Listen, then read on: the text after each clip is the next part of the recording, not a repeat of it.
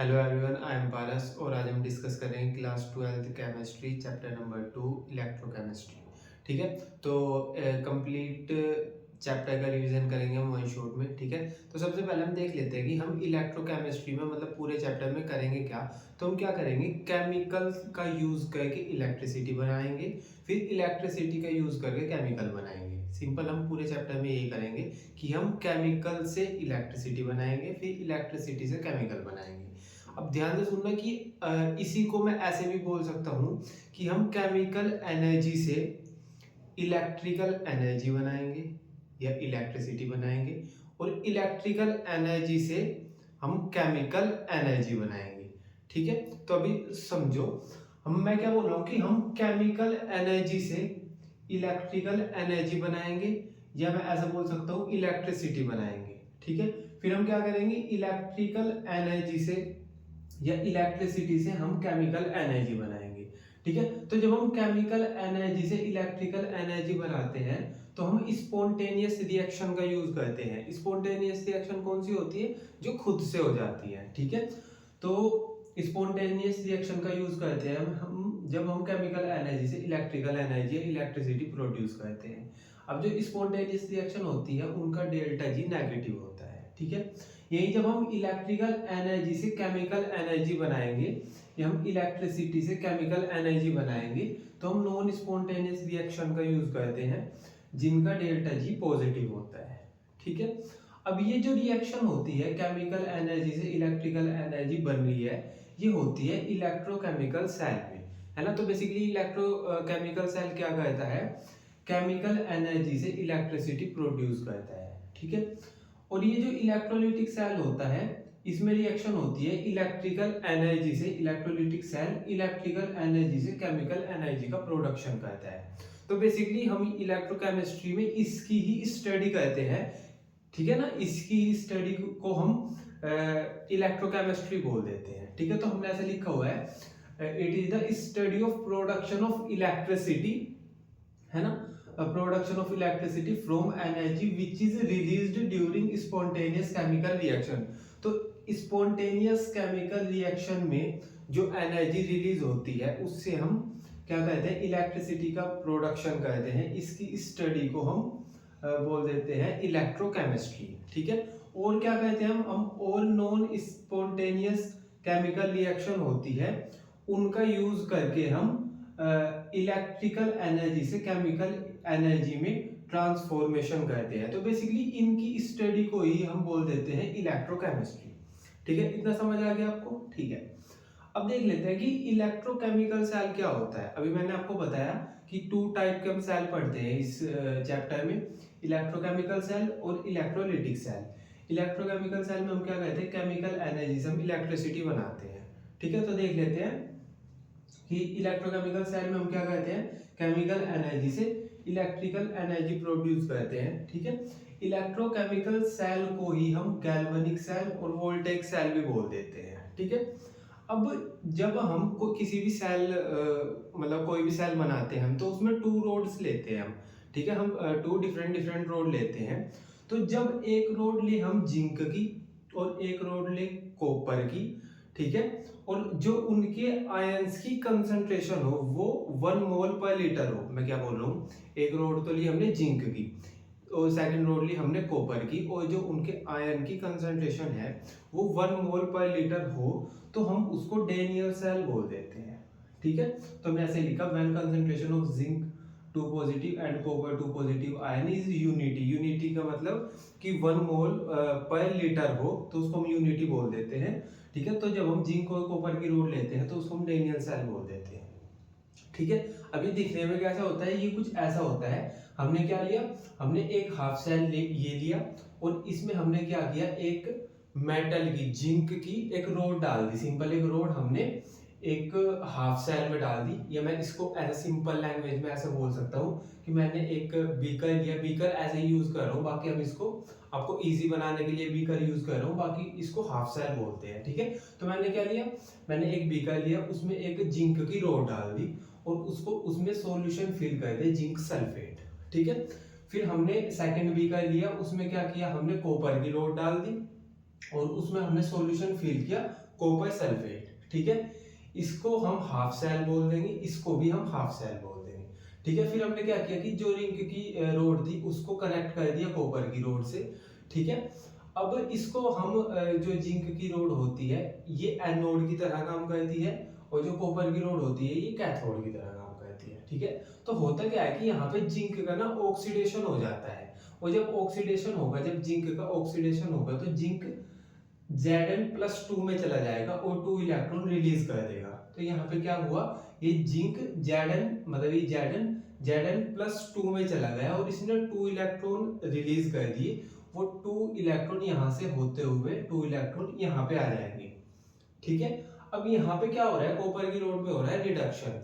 तो रिडक्शन में क्या होता है, Cu2 पॉजिटिव पहले से प्रेजेंट होता है, वो 2 इलेक्ट्रॉन को लेता है और Cu का फॉर्मेशन कर लेता है। तो यहाँ पे पहले से Cu2 पॉजिटिव है, ये जो 2 इलेक्ट्रॉन यहाँ से आ रहे हैं वो इसको लेगा और Cu बना लेगा, ठीक है। और Cu इस वाली रोड पे ऐसे डिपॉजिट हो जाएगा, ठीक है। तो बेसिकली यहाँ पे क्या हुआ, जिंक का ऑक्सीडेशन हुआ, 2 इलेक्ट्रॉन रिलीज हुए और 2 इलेक्ट्रॉन Cu2 पॉजिटिव ने लिए, कॉपर का फॉर्मेशन किया और वो यहाँ पे डिपॉजिट हो गया।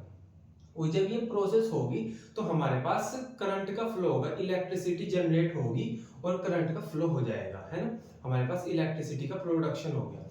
लेकिन होता क्या है कि कुछ टाइम के बाद यहाँ पे ना बहुत सारे Zn+2 मतलब यहाँ पे Zn+2 बहुत सारे इकट्ठा हो जाते हैं, और यहाँ पे क्या होता है कि यहाँ पे SO4 2 नेगेटिव इकट्ठे हो जाते हैं। यहाँ पे क्या होता है, SO4 2 नेगेटिव इकट्ठे हो जाते हैं बहुत सारे, और यहाँ पे Zn+2 इकट्ठे हो जाते हैं।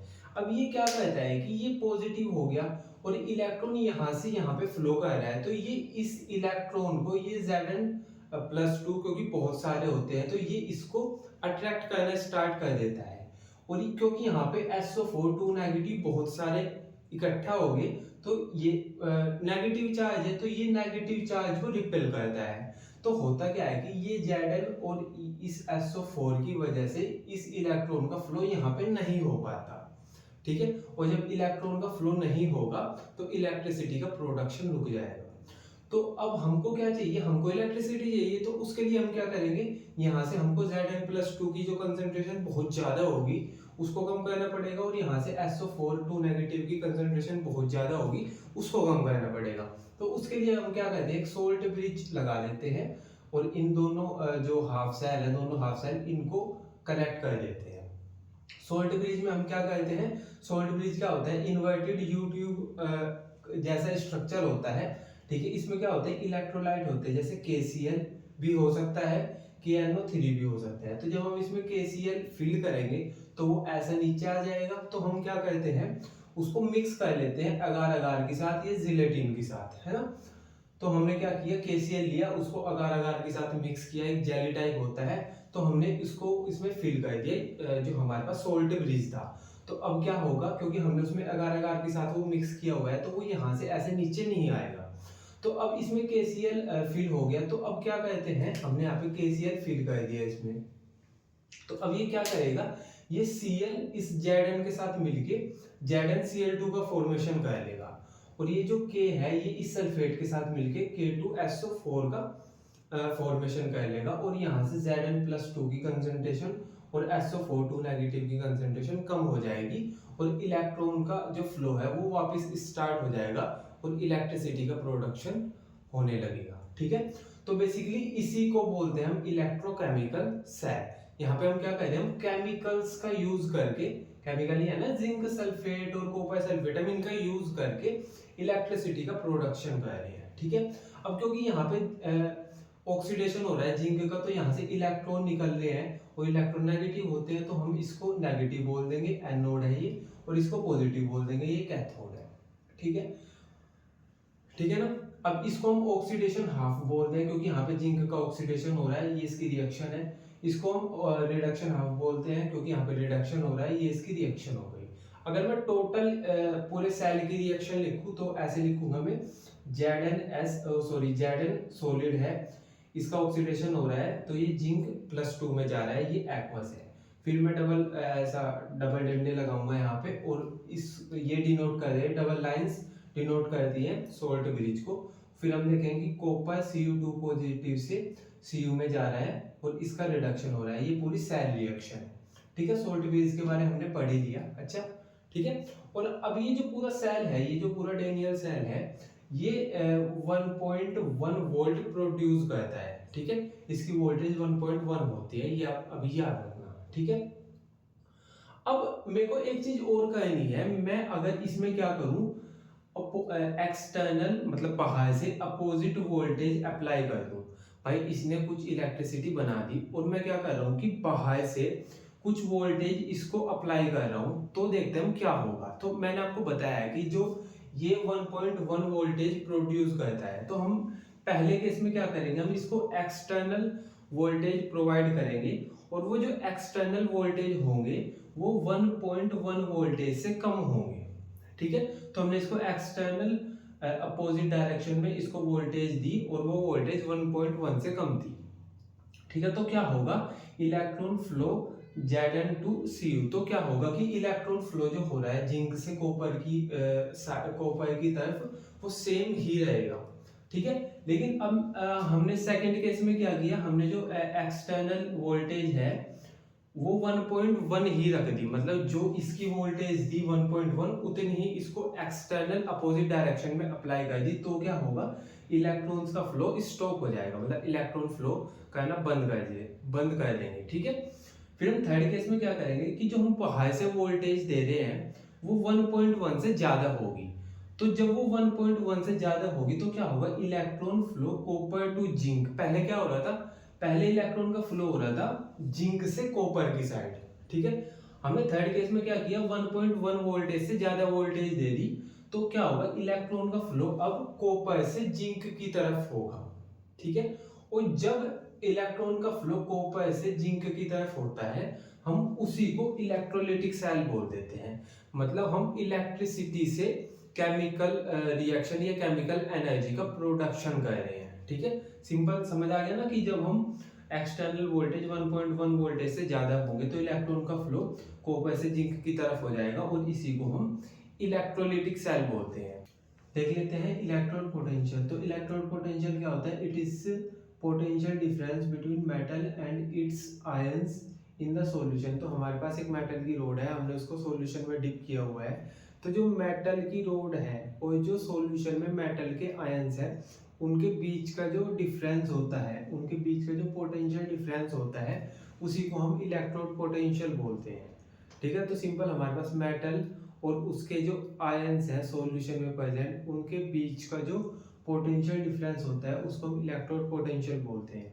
ठीक है, अब ये टू टाइप्स का होता है, एक ऑक्सीडेशन पोटेंशियल होता है, एक रिडक्शन पोटेंशियल होता है। ऑक्सीडेशन पोटेंशियल कहाँ पे होता है, जहाँ पे ऑक्सीडेशन की प्रोसेस होती है वहाँ पे ऑक्सीडेशन पोटेंशियल होता है, और जहाँ पे रिडक्शन होता है वहाँ पे रिडक्शन पोटेंशियल होता है। तो देख लेते हैं, यहाँ पे हमारे पास एक मेटल की रोड है ना, और हमने उसको सॉल्यूशन में डिप किया हुआ है। तो हो रहा क्या है कि यहाँ पे ये जो मेटल की रोड है, जो मेटल की इलेक्ट्रोड है, इसका ऑक्सीडेशन हो रहा है। तो जब इसका ऑक्सीडेशन होगा तो ये M है, ये M+N में चला जाएगा। ठीक है, और यहाँ पे क्या होगा, क्योंकि यहाँ से ये जो मेटल है ये इलेक्ट्रॉन लूज कर देगी, तो यहाँ पे प्लस आ जाएगा मेटल के सर पे, और ये जो हमारे पास क्योंकि यहाँ पे ऑक्सीडेशन हो रहा है तो ये जो इलेक्ट्रोड है ये नेगेटिव हो जाएगी। मैं सिंपल ये बोल रहा हूँ कि इस वाली इलेक्ट्रोड में ऑक्सीडेशन हो रहा है। ठीक है, तो ये एन नोड की तरह काम करेगी, ये वाली इलेक्ट्रॉन नेगेटिव हो जाएगी। नेगेटिव क्यों हुई, क्योंकि इसने इलेक्ट्रॉन रिलीज कर दिए। ठीक है, तो हुआ क्या, ये इलेक्ट्रॉन नेगेटिव हो गई और ये जो सॉल्यूशन है इसमें जो M+N चला गया, M+N आयन चला गया, तो यहाँ पे प्लस का साइन आ गया, तो ये पॉजिटिव हो गया। अब ये नेगेटिव हो गया, ये पॉजिटिव हो गया, और इनके बीच का जो डिफरेंस होता है, पोटेंशियल डिफरेंस होता है, उसी को हम इलेक्ट्रोड पोटेंशियल बोलते हैं। क्योंकि यहाँ पे ऑक्सीडेशन हो रहा है तो हम इसको ऑक्सीडेशन पोटेंशियल बोल देंगे। ठीक है, अब यहाँ पे देखो, यहाँ पे हमारे पास एक दूसरी रोड है। यहाँ पे क्या हुआ कि हमारे पास यहाँ पे रिडक्शन होता है।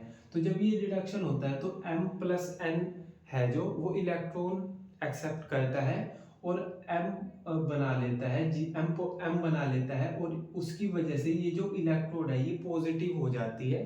ठीक है, और ये जो सॉल्यूशन है ये नेगेटिव हो जाता है। तो यहाँ पे भी एक डिफरेंस आ गया, नेगेटिव और पॉजिटिव।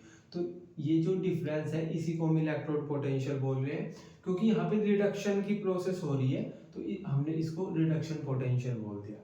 ठीक है, तो हमारे पास टू टाइप के पोटेंशियल आ गए, एक ऑक्सीडेशन पोटेंशियल होता है, एक रिडक्शन पोटेंशियल होता है।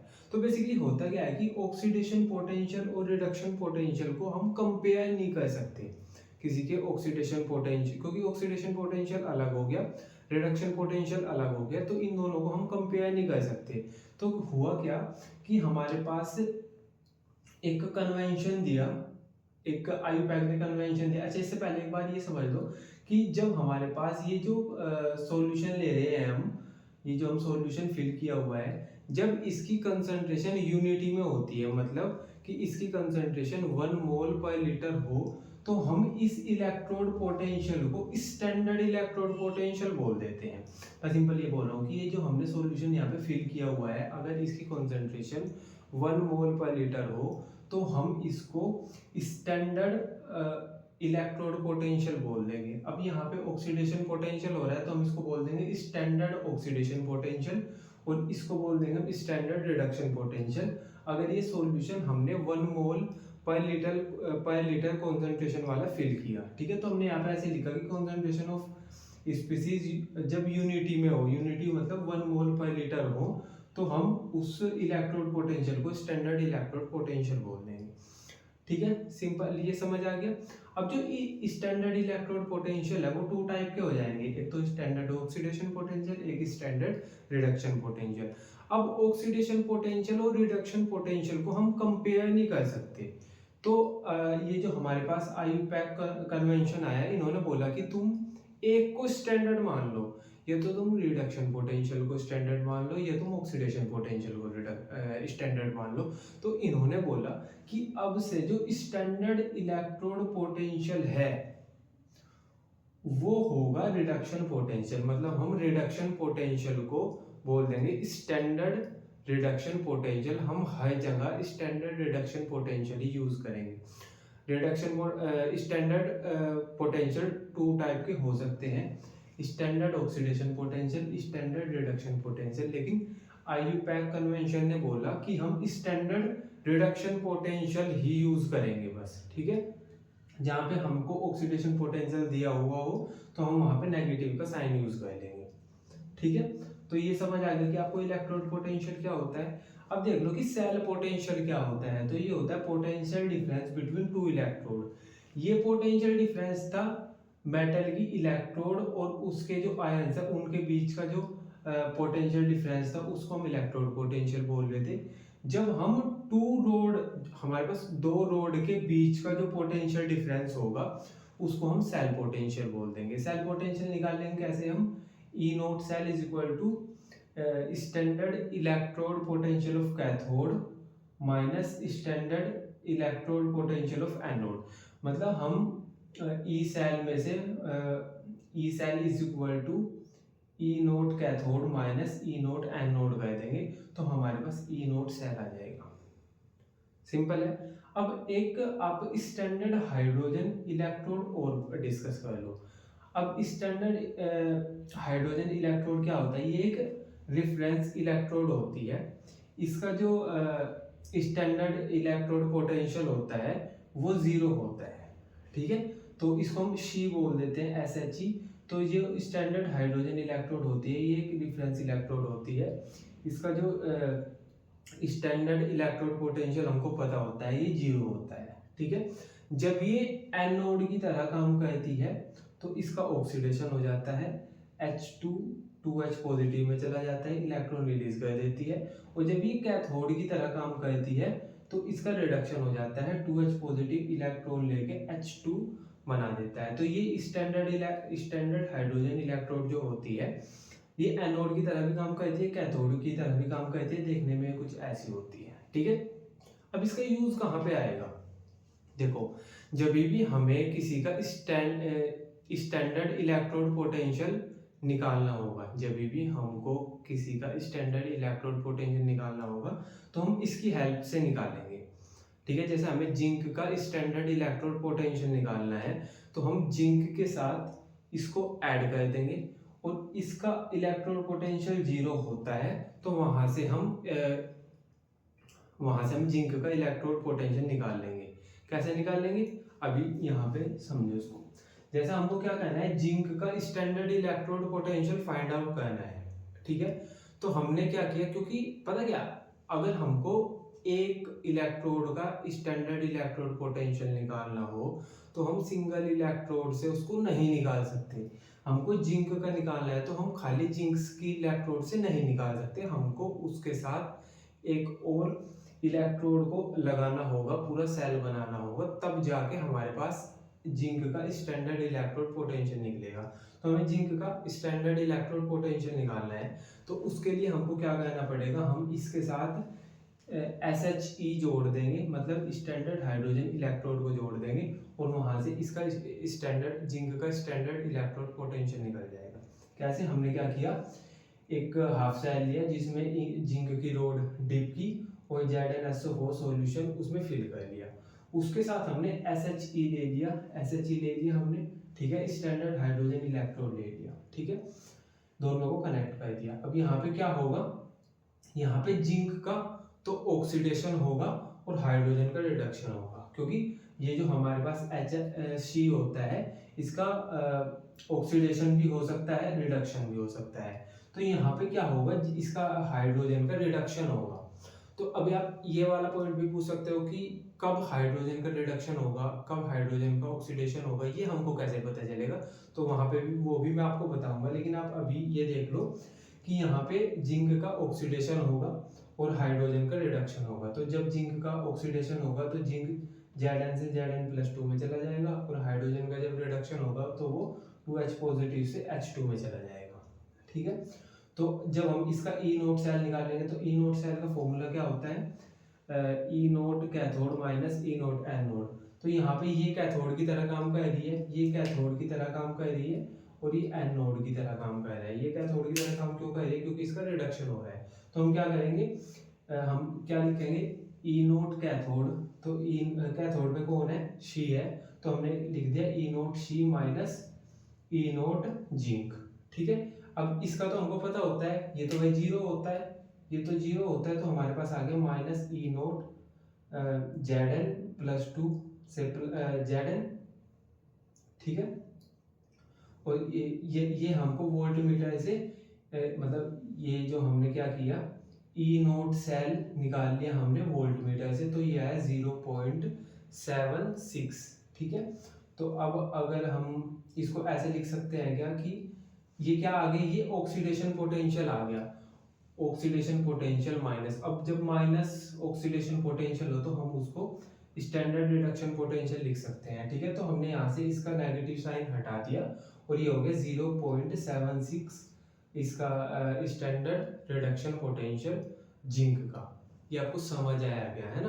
तो हमने सिंपल क्या किया, हमको जिंक का निकालना था, हमने इसके साथ, क्योंकि अकेले का हम निकाल नहीं सकते, तो हमने इसके साथ हाइड्रोजन को ऐड कर दिया, इसका ऑक्सीडेशन हो गया, इसका रिडक्शन हो गया, रिडक्शन पोटेंशियल इसका हाइड्रोजन का 0 होता है, तो हमारे पास आया ऑक्सीडेशन पोटेंशियल 0.76 कहाँ से आया, हमने वोल्ट मीटर से ई सेल की वैल्यू ले ली, तो 0.76 आ गया, ठीक है। अब ये ऑक्सीडेशन पोटेंशियल है, माइनस है, क्योंकि यहाँ पे हम माइनस का साइन हटा देंगे तो ये रिडक्शन पोटेंशियल बन जाएगा, तो ये आगे इसका रिडक्शन पोटेंशियल, ठीक है। इतना समझ आया। अब सपोज करो आपको क्या करना है, आपको कॉपर का निकालना है, ठीक है। तो कॉपर का निकालना है, तो यहाँ पे क्या होगा कि हमने फिर वही किया, हमने स्टैंडर्ड हाइड्रोजन इलेक्ट्रोड की हेल्प से हम कॉपर का भी निकाल लेंगे। हमने क्या किया, एक बीकर लिया, उसमें कॉपर की रोड डाली, उसमें कॉपर सल्फेट का सॉल्यूशन फिल किया और उसके साथ SHC जोड़ दिया, ठीक है। यहाँ पे हाइड्रोजन का क्या होगा, ऑक्सीडेशन होगा, कॉपर का रिडक्शन होगा। पता कैसे चलेगा, हाइड्रोजन का यहाँ पे ऑक्सीडेशन होना है और यहाँ पे रिडक्शन होना है, वो भी हम बताएंगे, इलेक्ट्रोकेमिकल सीरीज हमको उसके बारे में बताती है, ठीक है। तो फिर क्या होगा, यहाँ पे हाइड्रोजन का ऑक्सीडेशन हुआ तो H2 2H पॉजिटिव में चली गई और कॉपर का रिडक्शन हुआ तो कॉपर Cu2 पॉजिटिव से Cu में चला गया, ठीक है। तो हम यहाँ का ई सेल निकाल लेंगे, तो ई सेल का फॉर्मूला क्या होता है, ई naught cathode minus E naught anode. तो यहाँ पे कैथोड कौन है, यहाँ पे कैथोड है ये और एनोड है ये। तो हमने क्या किया, ई नोट कैथोड हो गया, E naught C U plus 2 C U, ठीक है, और माइनस ई नोट सी का हमको पता होता है 0 होता है, तो जब ये 0 हो जाएगा तो यहाँ पे आ जाएगा। अच्छा, वोल्ट मीटर से हमने इसकी वैल्यू ले ली, वो आ गया 0.34 वोल्ट, और यहाँ पे E naught C U plus 2 upon C U है, तो ये हमारे पास कॉपर का रिडक्शन पोटेंशियल आ गया, कॉपर का स्टैंडर्ड रिडक्शन पोटेंशियल आ गया ये। तो अभी आपको ये समझ आ गया होगा कि हमको जिसका भी निकालना होगा हम उसके साथ स्टैंडर्ड हाइड्रोजन रिडक्शन मतलब स्टैंडर्ड हाइड्रोजन इलेक्ट्रोड शी को ऐड कर देंगे और इजीली हमारे पास स्टैंडर्ड रिडक्शन पोटेंशियल आ जाएगा किसी भी मेटल का, ठीक है। अब क्वेश्चन आपका ये था कि हम को कैसे पता चलेगा, यहाँ पे हमने हाइड्रोजन का रिडक्शन कर दिया, हाइड्रोजन को कैथोड की तरह यूज कर लिया, यहाँ पे हमने इसका हाइड्रोजन का ऑक्सीडेशन कर लिया, हाइड्रोजन को एनोड की तरह यूज कर लिया, तो पता कैसे चलेगा, इसको बताएगा हमको इलेक्ट्रोकेमिकल सीरीज। इलेक्ट्रोकेमिकल सीरीज क्या होती है, ये जो हमारे पास स्टैंडर्ड पोटेंशियल होता है, जो हमारे पास स्टैंडर्ड इलेक्ट्रोड पोटेंशियल होता है, उसका डिक्रीजिंग ऑर्डर होता है इलेक्ट्रोकेमिकल सीरीज। मतलब हम क्या करते हैं, इलेक्ट्रोकेमिकल सीरीज में ई नोट का डिक्रीजिंग ऑर्डर लिखते हैं। जैसा हमारे पास एफ है, इसका ई नोट की वैल्यू है 2.87, ए यू की है 1.40, सी यू की है 0.34, एच की है 0, एफ ई की है -0.44। तो ये डिक्रीजिंग ऑर्डर होता है ई नोट का इलेक्ट्रोकेमिकल सीरीज। अब जिसके ई नोट की वैल्यू ज्यादा है उसका रिडक्शन उतनी इजीली हो जाएगा, ठीक है। तो जिसकी ई नोट की वैल्यू ज्यादा है उसका रिडक्शन बहुत इजीली हो जाएगा, ठीक है, ये समझ आ गया। तो अब अगर मैं बोलूं कि हमारे पास दो चीज साथ में है, हमारे पास एफ और सी यू साथ में है, तो किसकी जो ई नोट की वैल्यू ज्यादा है, आप बोलोगे कि एफ की ज्यादा है, तो एफ का रिडक्शन होगा और सी यू का ऑक्सीडेशन होगा। अगर Cu और F साथ में आ जाए तो Cu की ज्यादा है 0.34 है, तो इसका रिडक्शन होगा, और जो Fe है इसकी कम है 0.44, तो इसका ऑक्सीडेशन होगा। अब यहाँ पे क्या होगा, यहाँ पे जिंक और हाइड्रोजन साथ साथ आ गए, तो हाइड्रोजन की ई नोट की वैल्यू ज्यादा होती है, तो यहाँ पे हाइड्रोजन का रिडक्शन होगा और कॉपर का जिंक का ऑक्सीडेशन होगा। तो इसलिए यहाँ पे क्या हुआ, हाइड्रोजन का यहाँ पे हाइड्रोजन की जो ई नोट की वैल्यू है वो ज्यादा है, जिंक के ई नोट की वैल्यू कम है, तो जिंक का यहाँ पे होगा ऑक्सीडेशन और हाइड्रोजन का होगा रिडक्शन, है ना, वही हुआ है, यहाँ पे हाइड्रोजन का रिडक्शन हुआ है, जिंक का ऑक्सीडेशन हुआ है। अब अगर हम बात करें कॉपर और हाइड्रोजन साथ में आ गए, तो यहाँ पे कॉपर की ई नोट की वैल्यू है 0.34 और हाइड्रोजन के ई नोट की वैल्यू है 0, तो ज्यादा है इसकी, तो इसका यहाँ पे कॉपर का रिडक्शन होगा और हाइड्रोजन का ऑक्सीडेशन होगा। देख लो यहाँ पे हाइड्रोजन का ऑक्सीडेशन हो रहा है, ये, और कॉपर का रिडक्शन हो रहा है, यहाँ पे कॉपर Cu+2 से Cu में जा रहा है, ठीक है। तो अभी आपको समझ आ गया होगा कि आपको किसका ऑक्सीडेशन कराना है, किसका रिडक्शन कराना है। सिंपल, दो अगर मेटल आपको एक साथ देखने के लिए मिलते हैं, तो जिसके ई नोट की वैल्यू ज्यादा है उसका आपको रिडक्शन कराना है, जिसके ई नोट की वैल्यू कम है उसका आपको ऑक्सीडेशन कराना है।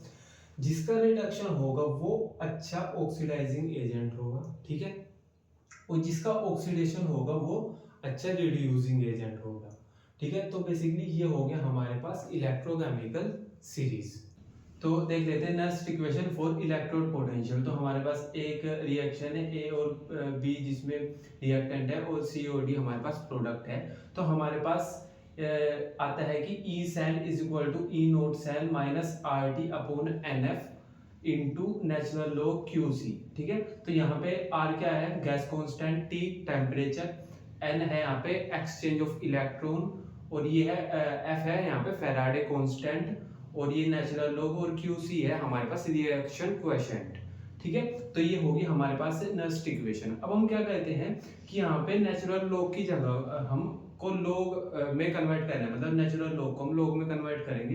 तो अब क्या करेंगे, हमने क्या किया, ई नोट सेल ऐसे कैसे लिख लिया, तो हमने इसमें मल्टीप्लाई की 2.303 ठीक है, और यहाँ पे ln की जगह पे log आ गया, ठीक है। तो ये हो गया -2.303 RT अपॉन NF log। और हमने यहाँ पे क्या किया, इसकी कंसंट्रेशन लिख दी हमने, C की कंसंट्रेशन, और ये जो इसके साथ मल्टीप्लाई में है इसको इसकी पावर बना दिया, फिर D की कंसंट्रेशन और इसके साथ जो मल्टीप्लाई में है उसको पावर बना दिया, ठीक है। ऐसे ही हमने अपोन में रिएक्टेंट की लिखी है ना, पहले हमने प्रोडक्ट की लिखी, उसके अपोन में हमने रिएक्टेंट की लिखी, A की पावर A और B की कंसंट्रेशन की पावर B, ठीक है। अब हमने क्या किया कि हमारे पास जो R है इसकी एक फिक्स्ड वैल्यू होती है, गैस कांस्टेंट है 8.314, ठीक है। टेम्परेचर 298 केल्विन लिया हमने, और फैराडे कांस्टेंट लिया हमने 96500, ठीक है, कूलम, है ना, बेसिकली एक चार्ज होता है, ठीक है। हमने इन तीनों की वैल्यू को यहाँ पे पुट किया, और जिससे हमको मिला 0.0591, ठीक है, क्योंकि हमने f की वैल्यू रख ली, यहाँ पे r की रख ली, t की रख ली, तो यहाँ पे बचता है हमारे पास n, ठीक है। तो अब हमको फाइनल नेस्ट इक्वेशन मिली जिसको हम याद रखना है, मतलब याद हमको इसको भी रखना है, पर ये हमको न्यूमेरिकल सोल्व कराने में काफी हेल्प करेगा, ठीक है, क्योंकि कैलकुलेशन हमने इसमें पहले ही कर ली। तो हमारे पास नेस्ट इक्वेशन आती है E cell is equal to E naught cell minus 0.0591 upon n log, और रिएक्टेंट सॉरी प्रोडक्ट की कंसंट्रेशन अपॉन रिएक्टेंट की कंसंट्रेशन, ठीक है। अब जैसा हमारे पास एक ये रिएक्शन है, तो इसके लिए मैं बोल रहा हूँ आपको कि आप नेक्स्ट इक्वेशन लिखो, तो कैसे लिखोगे, आप लिखोगे E cell is equal to E naught cell minus 0.0591 upon n। अब हमने n क्या बोला था, n क्या होता है, एक्सचेंज ऑफ इलेक्ट्रॉन होता है। तो यहाँ पे क्या हो रहा है कि Zn प्लस 2 में जा रहा है, तो इसने क्या किया, 2 इलेक्ट्रॉन लूज कर दिए, है ना। तो यहाँ पे कितने इलेक्ट्रॉन का एक्सचेंज हो रहा है, 2 इलेक्ट्रॉन का। तो यहाँ पे हमने क्या किया, n की जगह पे 2 रख लिया, ठीक है, log। अब प्रोडक्ट की कंसंट्रेशन है ना, तो प्रोडक्ट यहाँ पे हमारे पास Zn और Cu। अब और जो रिएक्टेंट है वो है Zn प्लस Cu2 पॉजिटिव। अब एक पॉइंट याद रखना कि जो हमारे पास सॉलिड और लिक्विड होते हैं, प्योर सॉलिड और लिक्विड होते हैं, उनको हम इग्नोर कर देते हैं, ये उनको बोल रहे हैं कि उनकी कंसंट्रेशन हम 1 मान लेते हैं, ठीक है। तो यहाँ पे सॉलिड कौन हुआ, जिंक, है ना, और यहाँ पे है Cu, तो इनको हमने इग्नोर किया। हमको क्या करना होता है, प्रोडक्ट की कंसंट्रेशन मतलब Zn की कंसंट्रेशन अपॉन रिएक्टेंट की कंसंट्रेशन, इसको हमने इग्नोर कर दिया, यहाँ पे रख दिया हमने Cu, तो Cu की कंसंट्रेशन। तो बेसिकली हमारे पास इस रिएक्शन की नेक्स्ट इक्वेशन ये बनती है, ठीक है। अब इसके बाद आता है हमारे पास इक्विलिब्रियम कांस्टेंट। इक्विलिब्रियम कांस्टेंट क्या होता है, जैसे ये हमने अभी पढ़ा नेक्स्ट इक्वेशन E cell, ये तो है ना, ये E cell is equal to E naught cell minus 2.303 RT upon NF log QC, है ना। QC क्या है हमारे पास, रिएक्शन कोएफिशिएंट है, ठीक है।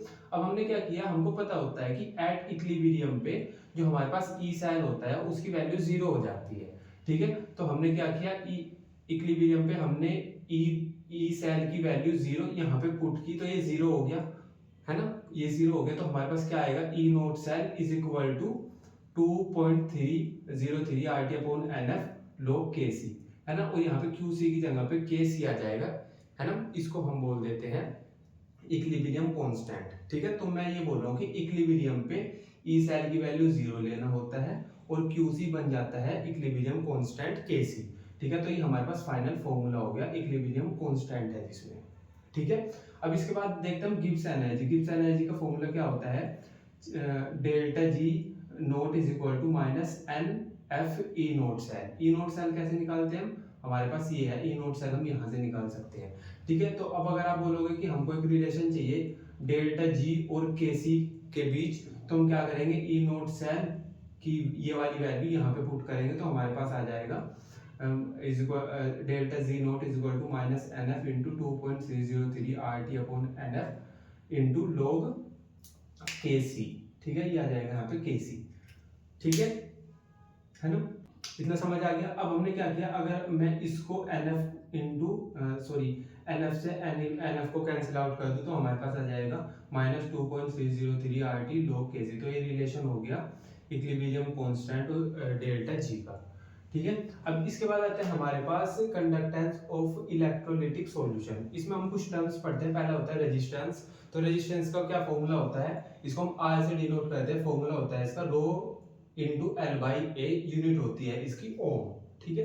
फिर देखते हैं कंडक्टेंस, तो कंडक्टेंस को हम जी से डिनोट करते हैं, ये रिवर्स होता है रेजिस्टेंस का, तो ये होगा 1/r इज इक्वल टू, तो 1/r हो गया हमारे पास कंडक्टेंस, और जो हम जी का एक फॉर्मूला होता है 1/ρ हमने क्या किया बेसिकली r की वैल्यू यहाँ से r की वैल्यू यहाँ पे रख दी, तो इसका g का एक फॉर्मूला बन जाएगा 1/ρ इंटू a/l, ठीक है। और एक फॉर्मूला होता है इसका k इंटू a/l, ठीक है। इसकी यूनिट क्या होती है, यूनिट होती है इसकी ओम इनवर्स या साइमन, ठीक है। इसके बाद आता है रेजिस्टिविटी। रेजिस्टिविटी को हम रो से डिनोट करते हैं, इसका फॉर्मूला होता है RA/L, इसकी यूनिट होती है ओम मीटर।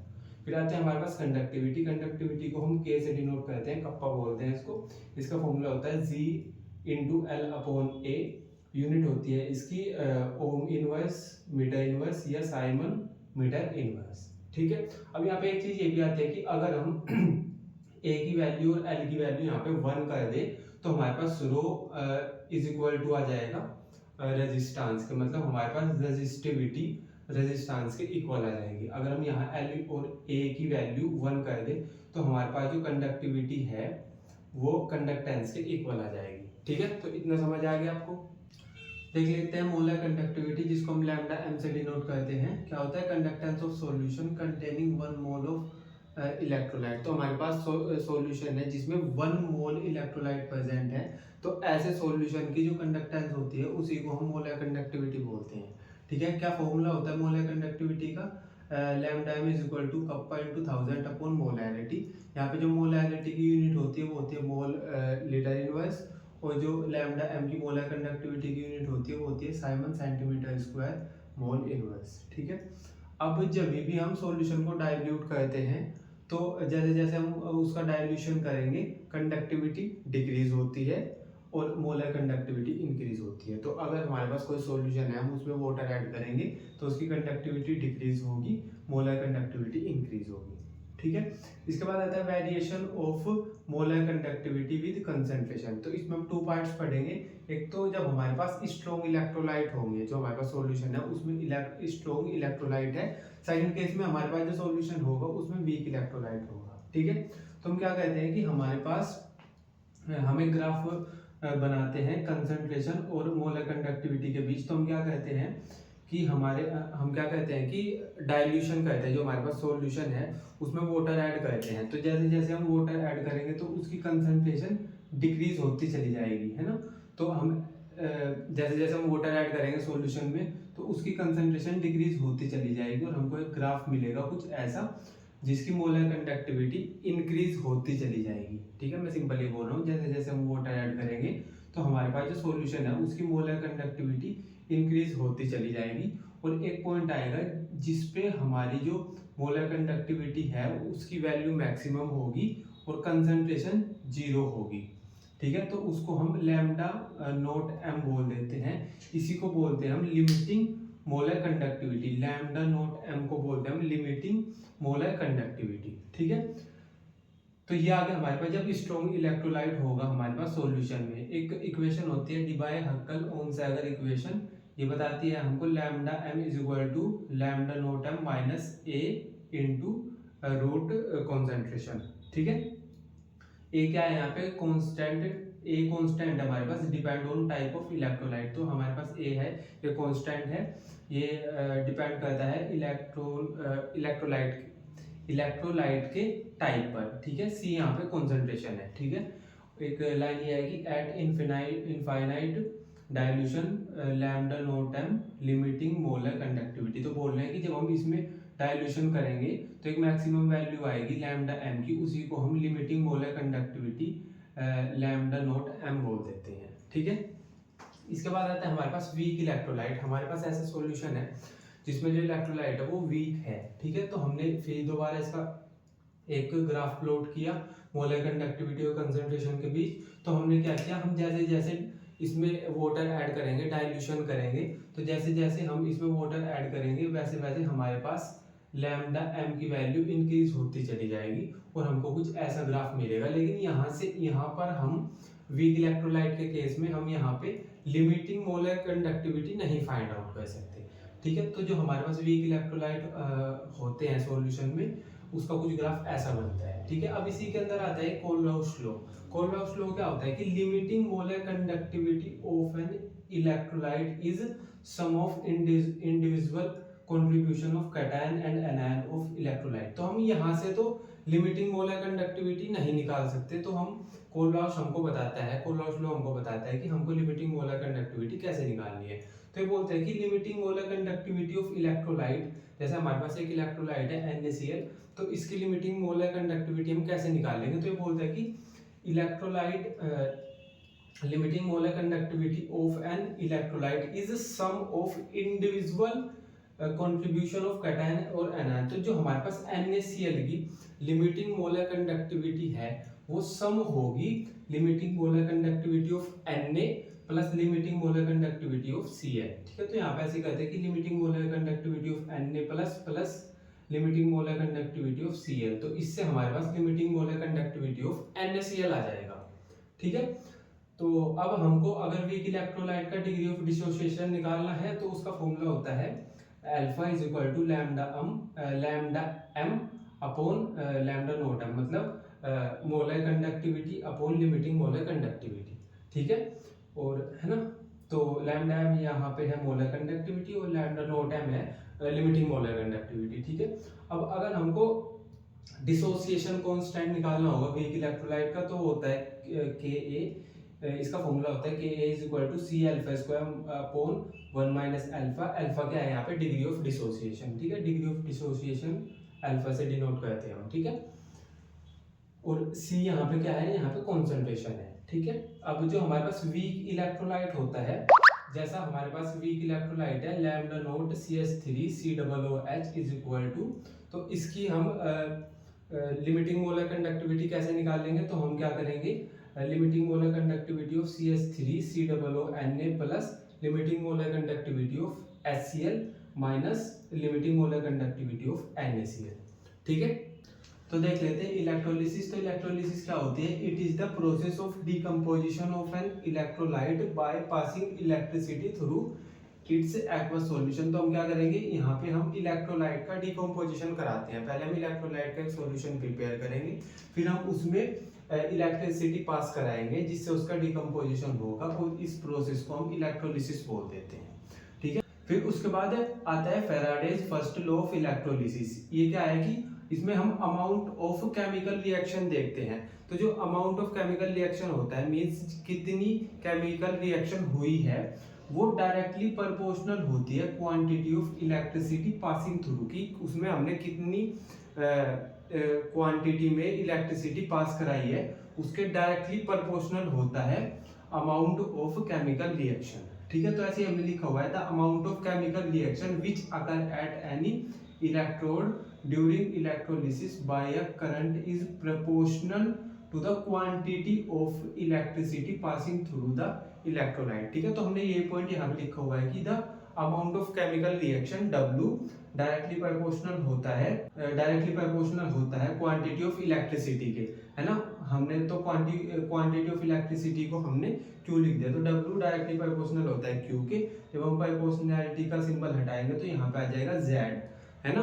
अब जो क्या हुआ है इसकी जगह पे हम लिख सकते हैं IT, तो हमारे पास फॉर्मूला आ जाएगा W is equal to ZIT। ठीक है, W क्या है, ये है अमाउंट ऑफ केमिकल रिएक्शन। ठीक है, क्या था यहाँ पे, Q क्या था यहाँ पे, क्वांटिटी ऑफ इलेक्ट्रिसिटी, I है करंट, T है टाइम। ठीक है, अच्छा अब हम सिंपल ये, अच्छा Z क्या है, Z है यहाँ पे इलेक्ट्रोकेमिकल इक्विवेलेंट। इसको फाइंड आउट कैसे करते हैं, Z को फाइंड आउट करते हैं equivalent of solute, equivalent weight of solute upon 96500 से हम अगर उसको डिवाइड करेंगे तो Z आ जाएगा हमारे पास। अब इक्विवेलेंट वेट ऑफ सोल्यूट कैसे फाइंड आउट करें, तो इक्विवेलेंट वेट फाइंड आउट करने का फॉर्मूला ये है atomic mass upon number of electron gain. ठीक है, तो हमारे पास इक्विवेलेंट वेट भी आ जाएगा। ठीक है, तो अब हम यहाँ क्या कहते हैं, Z की जगह पे इसका फॉर्मूला पुट कर देते हैं। ठीक है, तो Z की जगह पे हम लिख सकते हैं equivalent weight of solute upon 96500, और इक्विवेलेंट वेट की जगह पे हम लिख सकते हैं atomic mass upon number of electron gain. तो फाइनली हमारे पास फॉर्मूला आ जाएगा W is equal to M into I into T upon N into 96500। M क्या है यहाँ पे एटॉमिक मास, आई है करंट, टी है टाइम, एन है एक्सचेंज ऑफ इलेक्ट्रॉन और इनटू 96500। ठीक है, तो ये हमारे पास डब्ल्यू का मतलब अमाउंट ऑफ केमिकल रिएक्शन का फॉर्मूला आ गया।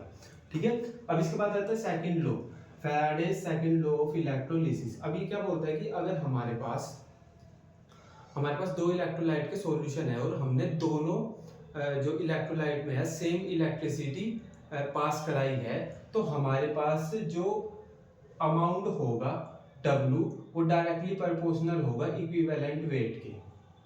ठीक है, तो ऐसे यहाँ पे लिखा हुआ the amount of different substance, हमने दो डिफरेंट इलेक्ट्रोलाइट के सॉल्यूशन बनाए, liberate by same quantity of electricity, हमने उनमें सेम क्वांटिटी में इलेक्ट्रिसिटी पास कराई, तो जो हमारे पास ये होगा अमाउंट ऑफ सब्सटेंस होगा वो डायरेक्टली प्रोपोर्शनल होगा केमिकल इक्विवेलेंट वेट के। तो W1 डायरेक्टली प्रोपोर्शनल है E1 के और W2 डायरेक्टली प्रोपोर्शनल है E2 के। E1 और E2 क्या है यहाँ पे इक्विवेलेंट वेट। तो इतना समझ आ गया आपको। अभी देख लेते हैं हमारे पास बैटरीज। तो बैटरीज क्या होता है, अब battery converted chemical energy to electrical energy. तो बैटरीज हमारे पास क्या करती है, कन्वर्ट करती है केमिकल एनर्जी को इलेक्ट्रिकल एनर्जी में। ठीक है, तो अब हमारे पास टू टाइप्स की बैटरीज होती है, एक होती है प्राइमरी बैटरीज और सेकंड होती है सेकेंडरी बैटरीज।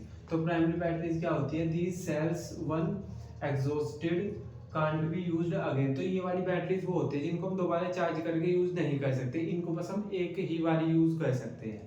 ठीक है, तो इसका फर्स्ट एग्जांपल है लैक्लांस सेल, इसको हम ड्राई सेल भी बोलते हैं, दिखने में कुछ हमारे पास ऐसा दिखाई देता है। ठीक है, तो इसमें एक कैथोड लगी होती है, एक एनोड लगी होती है। एनोड पे जो रिएक्शन होती है, एनोड पे जिंक की रिएक्शन होती है, जिंक की एनोड होती है। ठीक है, तो यहाँ पे जिंक ने क्या किया, ऑक्सीडाइज हो गया, Zn से Zn+2 में चला गया और दो इलेक्ट्रॉन रिलीज कर दिए।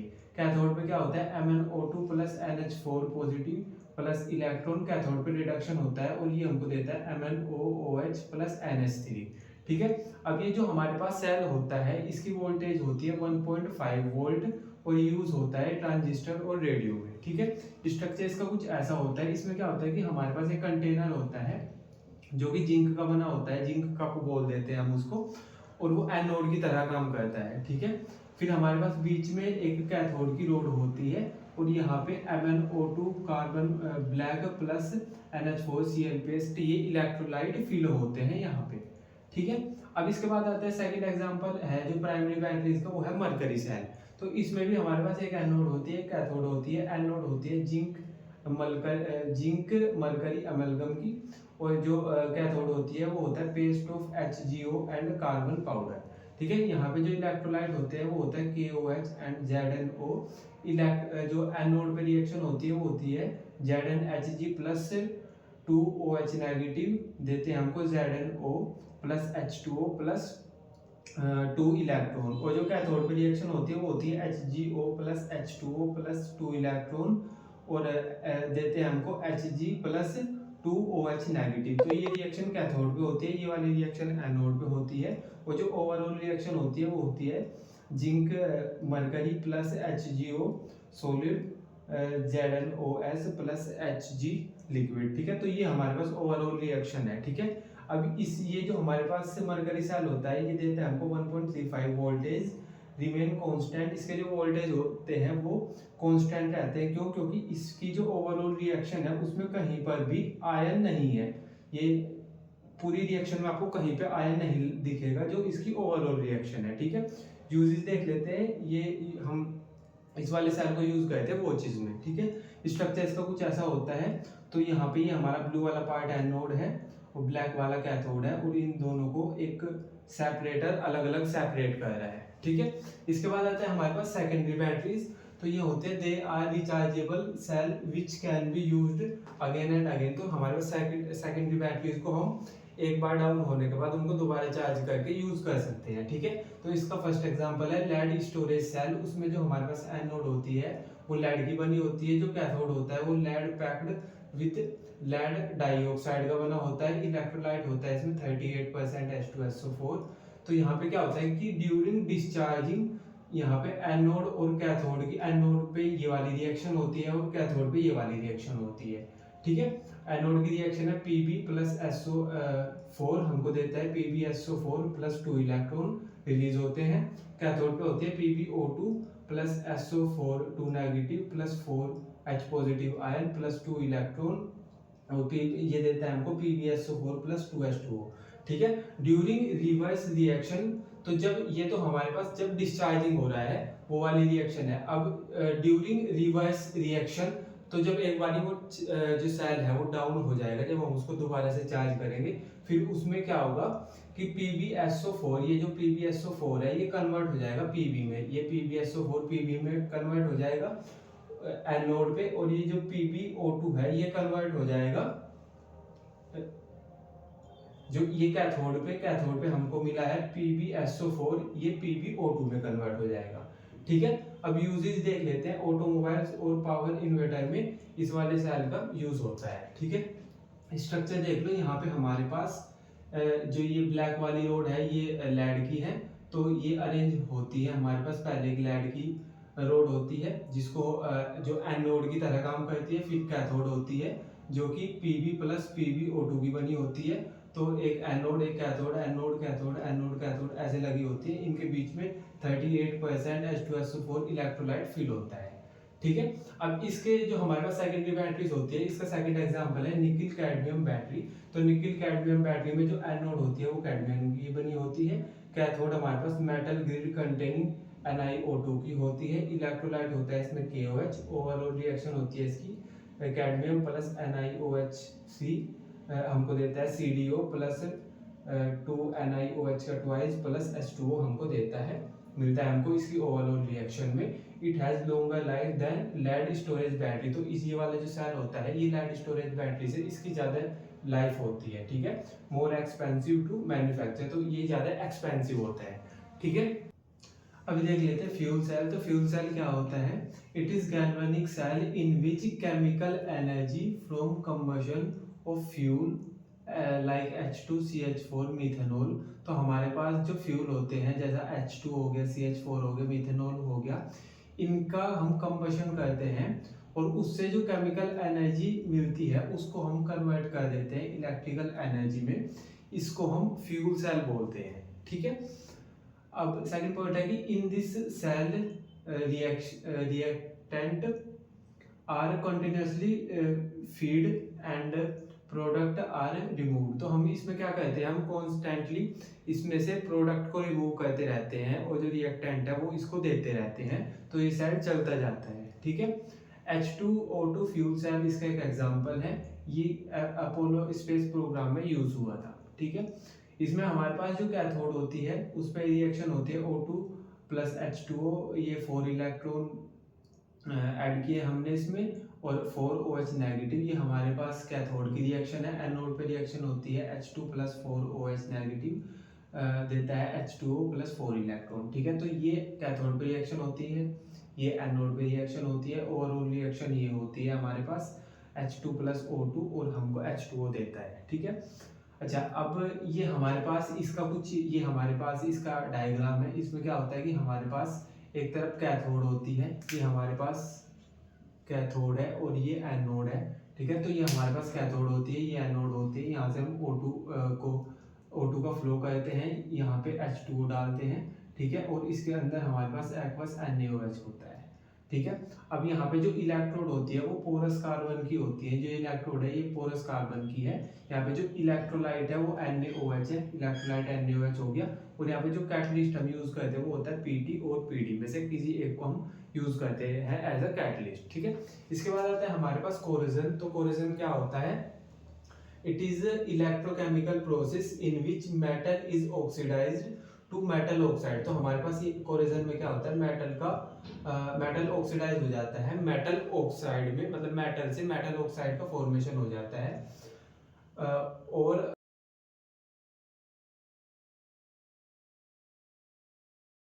अदर साल्ट का फॉर्मेशन होता है जो कोटिंग कर लेते हैं मेटल के सरफेस को, उसको हम कोरोजन बोल देते हैं, ठीक है।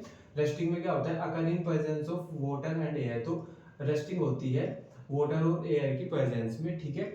और एनोड पे रिएक्शन होती है, कैथोड पे रिएक्शन होती है। तो एनोड पे रिएक्शन होती है कि Fe बना लेता है Fe2 पॉजिटिव, ठीक है, और कैथोड पे O2 plus 4H positive plus 4 electron, और ये बना लेता है 2H2O लिक्विड, ठीक है। जो हमारे पास एनोड होती है, इसका ई नोट सेल की ई नोट की वैल्यू होती है 0.44 वोल्ट, और कैथोड के ई नोट की वैल्यू होती है 1.23 वोल्ट, ठीक है। इसकी ओवरऑल रिएक्शन ये होती है Fe plus O2 plus 4H positive देते हैं हमको 2Fe2 पॉजिटिव प्लस H2O, ठीक है।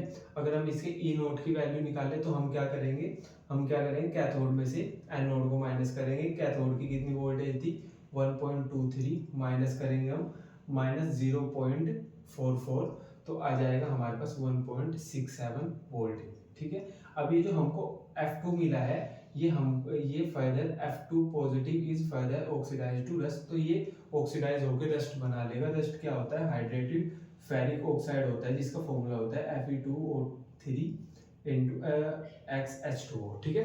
तो ये इसका हाइड्रेटेड फेरिक ऑक्साइड का फॉर्मूला होता है। प्रिवेंशन हम कैसे करते हैं, हम बैरियर प्रोटेक्शन करते हैं। हम जो हमारे पास मेटल होते हैं उस पर पेंट या बिस्फिनोल लगा देते हैं, तो ये हमारा प्रिवेंशन है इसको रोकने का, ठीक है। तो हमने क्या किया, हमने पूरे कंप्लीट चैप्टर का वन शॉट क्विक रिवीजन किया, ठीक है। अब आपको क्या करना है, अब आपको खूब सारे क्वेश्चन प्रैक्टिस करने हैं, प्रीवियस ईयर क्वेश्चन प्रैक्टिस करने हैं, ठीक है। Thank you.